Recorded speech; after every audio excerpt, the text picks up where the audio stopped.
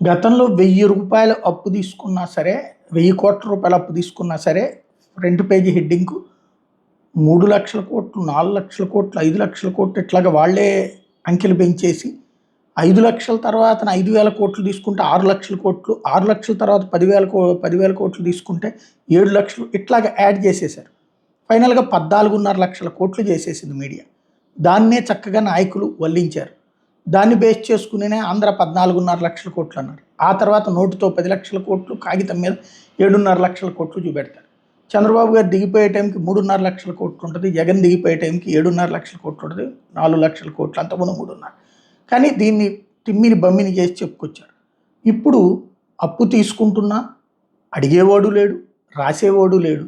Maybe సాక్షి వాళ్ళు రాస్తే అది వాళ్ళ రాజకీయ పార్టీ కరపత్రం కాబట్టి అన్నదే ఉంటుంది. 5,000 కోట్ల రూపాయలు ఈ వారం తీసుకుంటున్నటువంటి అప్పు.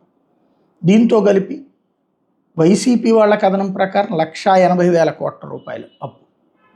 ఆంధ్రప్రదేశ్ ప్రభుత్వం అయితే సమాధానం చెప్పదు ఎంత తీసుకున్నారు అన్నటువంటి.